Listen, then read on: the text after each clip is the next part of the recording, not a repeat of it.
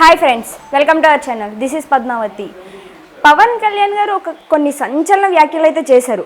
జగన్ బెయిల్కి జైలుకి మధ్యలో ఊగిసలు అయితే ఆడుతూ ఉన్నారు అని అనేసి వ్యాఖ్యలు అయితే చేశారు. అసలు ఎంతవరకు నిజమంటారు? నిజంగా ఆయన బెయిల్ క్యాన్సిల్ అయ్యి మళ్ళీ జైలుకి వెళ్ళే అవకాశాలు ఏమైనా ఉన్నాయంటారా? సో దీని గురించి అయితే వివరంగా తెలుసుకునే ప్రయత్నం అయితే చేసేద్దాం. సీనియర్ జర్నలిస్ట్ జయదేవ్ గారు మనతో పాటు ఉన్నారు. ఆయనతో మాట్లాడే ప్రయత్నం చేద్దాం. నమస్తే సార్. సార్, పవన్ కళ్యాణ్ గారు మాట్లాడుతూ కొన్ని వ్యాఖ్యలు అయితే చేశారు. సో జగన్ బెయిల్ క్యాన్సిల్ అయ్యి మళ్ళీ వెళ్ళిపోతారు జైలుకి అని అనేసి వ్యాఖ్యలు అయితే చేశారు. అసలు నిజమే అంటారా? నిజంగానే ఆయన బెయిల్ క్యాన్సిల్ అయ్యి జైలుకి పోతారు అని అంటారా? అసలు పవన్ కళ్యాణ్ చేసిన వ్యాఖ్యలను ఎలా చూడొచ్చు అంటారు? దీనిపై మీ ఒపీనియన్ ఏంటి? పొలిటికల్ స్టంట్లో రకరకాల స్టేట్మెంట్లు వస్తుంటాయి. కాకపోతే పవన్ కళ్యాణ్ గారు ముందు కన్నా ఇప్పుడు కొంచెం దూకుడు పెంచారు. ఇంకా జగన్మోహన్ రెడ్డి గారి గురించి అంటారా, 10 ఏళ్ళుగా బెయిల్ మీదే ఉన్నారు ఆయన. ప్రతిసారి వాయిదాలు ఒకవేళ వెళ్ళినా కూడా ముఖ్యమంత్రి స్థాయిలో ఉన్నాను, నేను రావడం కుదరదని ఇలా రకరకాలు చెప్పినప్పుడు కోర్టు ఇక్కడ కంపల్సరిగా రావాలి జైలుకి అని చెప్పినప్పుడు కూడా ఆయన ఏదో హైదరాబాద్ పని మీద వస్తూ వెళ్ళడం, ఆ బెయిల్గా సంతకం పెట్టడమో ఏదో చేయడమో వస్తున్నారు. సో ఎట్లా అయిపోయిందంటే 10 ఏళ్ళు బెయిల్ మీదే ఉన్నారు, అదేం క్లారిటీ లేదు, దాని గురించి ఆ కేసు ముందుకు వెళ్ళట్లేదు, అలాగనే వెనక్కి రావట్లేదు. మరి అంతే కదా. ఎప్పుడు ఒకవేళ ఆయన్ని బెయిల్ క్యాన్సిల్ చేసి అరెస్ట్ చేశారు అనుకోండి, మళ్ళీ సానుభూతి. జనాలు కూడా ఎలాంటి వాళ్ళు అంటే, పాపం అందరు కలిసి వాడిని అన్యాయం చేశారా, తండ్రి లేని బిడ్డరా.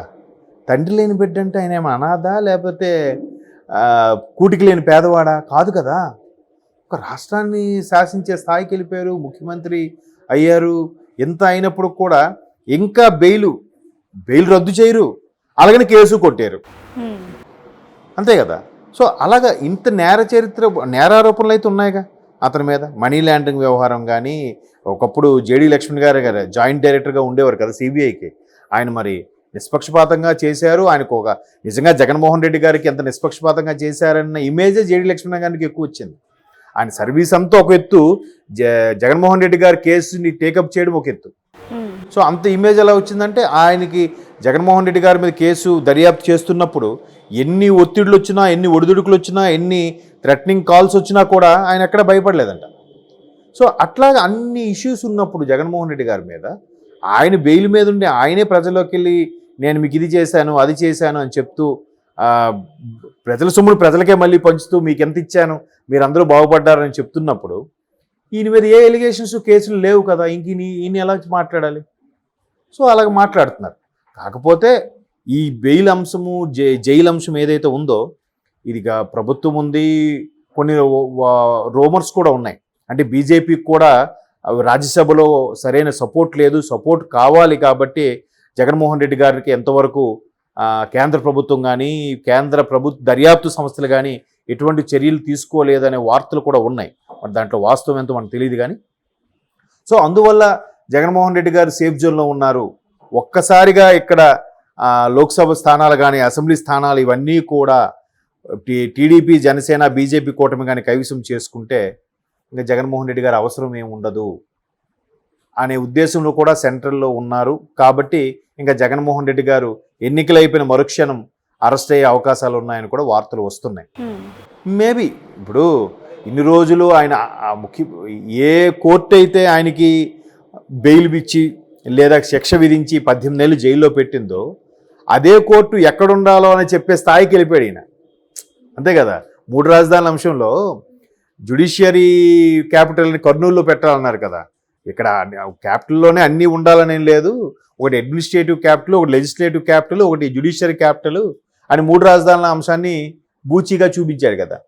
సో చూపించినప్పుడు అంటే హైకోర్టు ఎక్కడ ఉండాలో కూడా ఈయన డిసైడ్ చేసే స్థాయికి వెళ్ళిపోయాడు. ఏ కోర్టు అయితే ఈయనకి పెర్మిషన్ ఇచ్చింది, బెయిల్ ఇచ్చిందో, అదే కోర్టు నువ్వు ఇక్కడ కాదు అక్కడ ఉండాలని చెప్పి. అంటే ప్రజాస్వామ్యంలో ఏదైనా సాధ్యమే.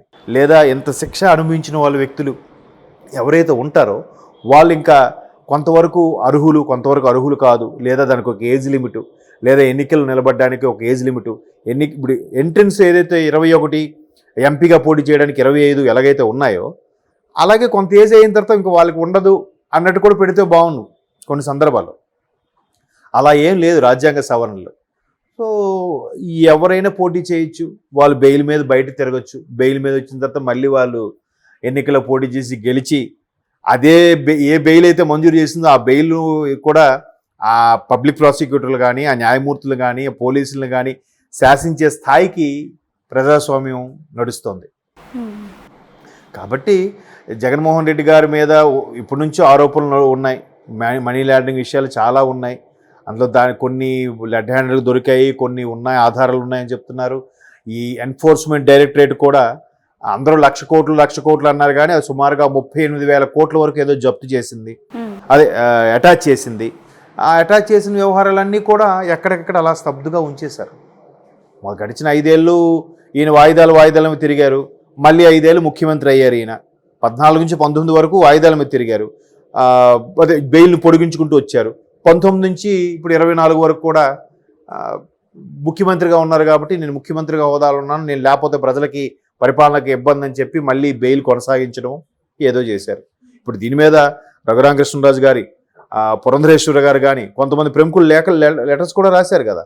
ఇది ఎంతసేపు హైకోర్టులోనే, తెలంగాణ హైకోర్టులో ఉంటుంది ఇదే అంశం తెలంగాణ హైకోర్టు కాకుండా పక్క రాష్ట్రం మద్రాసుకో, ఐ మీన్ చెన్నై హైకోర్టుకో షిఫ్ట్ చేస్తే 10 ఏళ్ళుగా బెయిల్ మీద ఉన్న వ్యక్తి ఎలాగ సాధ్యం? ఇంకా 10 ఏళ్ళుగా బెయిల్ మీద ఉండడం ఏంటి? ఏదో ఒకటి క్లారిటీ ఇవ్వాలి కదా. కేసైనా కొట్టేయాలి, లేదా దీని మీద ముందస్తు చర్యలను తీసుకోవాలన్నట్టు కూడా ఒక అంశం అయితే నడుస్తుంది. దీని మీద పురంధరేశ్వర్ గారు కూడా కేంద్రానికి, సుప్రీంకోర్టు కూడా లేఖ రాసినట్టు కూడా మనం వార్తలు చూసాం. రఘురామకృష్ణరాజు గారు అయితే క్లియర్గా సిబిఐలకు లేఖ రాశారు, సుప్రీంకోర్టు కూడా లేఖ రాశారు. సో సుప్రీంకోర్టు వెంటనే ఏంటిది ఇన్నేళ్ళుగా ఉంది, త్వరితగతిన ఏదో తేల్చనని చెప్పి హైకోర్టుకి దీని మీద ఏం జరిగిందో, ఏమైంది, ఇంతవరకు డ్రాగ్ చేస్తానని కూడా ఒక ఎక్స్ప్లెనేషన్ అడిగింది. మేబీ హైకోర్టు వాళ్ళు ఇచ్చారో లేదంటే మరి దాని మీద ఇంకొంత రోజులు గడువు తీసుకున్నారో తెలియదు. ఎందుకంటే జడ్జెస్ కూడా మారిపోతుంటారు. బెంచ్ మీద ఉన్న జడ్జెస్ వాళ్ళు వీళ్ళు ప్రమోషన్తో వెళ్ళిన వాళ్ళు, లేదంటే కొంతమంది రిటైర్ అయ్యి వెళ్ళిపోయిన వాళ్ళు, మళ్ళీ మొదటి నుంచి ఏం జరిగింది, ఎందుకు ఎక్స్ప్లెనేషన్ అడిగారని వచ్చిన వాళ్ళు మళ్ళీ చూడటం, ఇవన్నీ జరుగుతుంటాయి.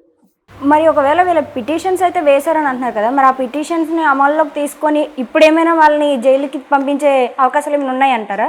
ఒకవేళ అది కానీ వస్తే అప్పుడు ఈయనకి బెయిల్ రద్దయ్యి బాబు మళ్ళీ మీరు బ్యాక్కి వెళ్ళిపోవాలి అని చెప్పి రావచ్చు. కానీ ఇప్పుడు కానీ అనుకున్న ప్రకారం ఆయన బెయిల్ రద్దయ్యి లోపలికి వెళ్తే మళ్ళీ సానుభూతి ఓట్లు ఉంటాయి కదా. అరే అనవసరంగా ఈ 3 ఇప్పటికే ఏం చెప్తున్నారు ఆయన, వాళ్ళ 3 కలిసి నన్ను అన్యాయం చేస్తున్నదే, నా మీద దిపోస్తున్నారు, నేను మీకు ఎంతది చేశాను అన్నట్టుగా చెప్తున్నాడు ఆయన.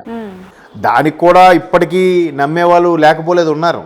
ఇప్పుడు ఆయన ఏం చేశారంటే ఏం చెప్తారు చెప్పండి? ఏమి చేయలే. ఏవైతే పన్నుల రూపంలో, ట్యాక్సుల రూపంలో వచ్చిన అమౌంట్ ఉందో దాన్ని తిరిగి మళ్ళీ వాళ్ళకి ఇచ్చాడు అంతే తప్ప ఏ అభివృద్ధి చేయలేదు, ఒక కంపెనీ తేయలేదు, పోనీ రాజధాని నిర్మించలేదు, ఏ పని చేయలేదు.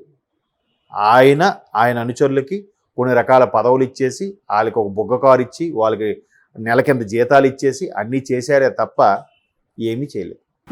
ప్రజలకు కూడా ఎవరి దానికి ఇచ్చి ఏం చెప్తున్నారు, నా వల్ల నీకు ఎంత అమౌంట్ వచ్చింది, నువ్వు నాకే ఓటేయాలి అంటే ఏదో అప్పు ఇస్తాడు చూసారా. అప్పు వచ్చినాడు ఏం చేస్తాడంటే, అరే నేను నీకు 2 లక్షలు అప్పు ఇచ్చాను కదా, మా అబ్బాయి ఒకవేళ స్లిప్ పట్టి రాస్తే నువ్వు చూసి చూడనట్టు వదిలే అని చెప్పినట్టుంది మాస్టర్కి. ఆ మాస్టర్కి అప్పు ఇచ్చుంటాడు వీడు. అలాగా నేను మీకు ఇచ్చాను, మీరే నాకు వెయ్యాలి. ఎవరిది ఇచ్చారు? అది ఎవరు పాకెట్లోంచి తీసి ఇచ్చారు? ఎవరు ఆస్తులు అమ్మి ఇచ్చారు? కాదు కదా, ప్రజల సొమ్మే కదా. పోనీ అది కూడా పూర్తి స్థాయిలో ఇచ్చారా? ఇప్పటివరకు పంచినవి 1,40,000 కోట్లు అని చెప్తున్నారు. కానీ అందరి ఖాతాల్లో లెక్కేసి జమ వేస్తే 90,000 కోట్లే వస్తుందంట. మరి మిగతావి ఏమైనట్టు? అది కాక ఇసుక ర్యాంపులు, మద్యం షాపులేమో, ఇవన్నీ ఎవరికి వెళ్తున్నాయి? ఎక్కడ చూసినా రోడ్లు బాగాలేవు, అధ్వానంగా ఉన్నాయి. ఒక అభివృద్ధి లేదు, ఒక జాబ్ మేళా లేదు, ఒకరికి ఒక మంచి కన్స్ట్రక్షన్స్ లేవు, ఒక మంచి కంపెనీలు రాలేదు, ఏదీ లేదు. ఎంతసేపు ఏది అడిగినా ఏది మచిలీపట్నం పోర్టు, నెల్లూరు పోర్టు ఏవో 2-3 చూపిస్తున్నారు, రోడ్లు వేస్తున్నారు అని అదే చూపిస్తున్నారు అంతే. మిగతా అంతా కూడా పథకాలు. మీ నెలకు సంవత్సరానికి మీ ఇంటికో 1,00,000 వచ్చింది, ఓకే మీ ఇంటికో 1,00,000 వచ్చింది, మీ ఇంటికో 1,00,000 వచ్చింది, మీరందరూ సుమారుగా 5 ఏళ్ళలో 4.5 లక్షలు లబ్ధి పొందారు, మీరు నాకే ఇవ్వాలి, లేకపోతే నెక్స్ట్ టైం నుంచి మీకు రావు, వీళ్ళు నెక్స్ట్ గవర్నమెంట్ వాళ్ళు తీసేస్తారు, ఇవన్నీ చెప్తున్నారు. అంటే మీరు డెవలప్ అవ్వద్దు, మేము ఇచ్చిన భిక్షతోనే మీరు బతుకుతూ ఉండాలి, మీరు అలాగే ఉండాలి, మేము ఇలాగే ఉంటాం.